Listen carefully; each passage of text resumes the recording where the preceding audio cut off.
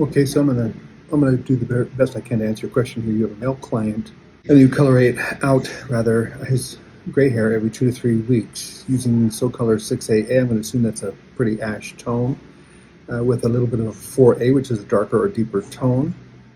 But you're not saying what the base color is that you're putting it on.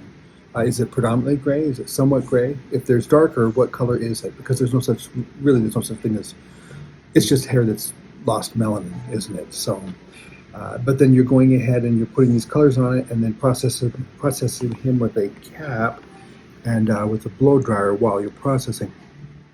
I don't know why you would do that. That would affect the color, or could very likely affect the color quite easily. You really shouldn't put hair color under heat, unless you're using, for instance, steam. Steam won't bother it, but dry heat will absolutely change the way it works, lifting up too much of the natural color, producing a pheomelanin result, or warmth.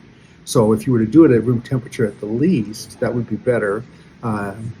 Purple shampoo, I don't believe in that kind of, no. If you can't get it to look the way you want before they leave the salon with nothing else other than the color, then it should be, I would change it myself, like you're asking about.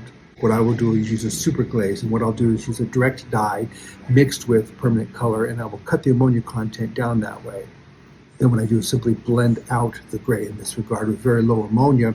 Typically it'll do it in 20 minutes flat. Any longer than that, like 30 minutes, 25 minutes even. And what's going to happen is it's going to start to lift the natural level, and it's going to affect the melanin in the hair, and it's going to expose or develop warmth. So you're creating warmth when you color it.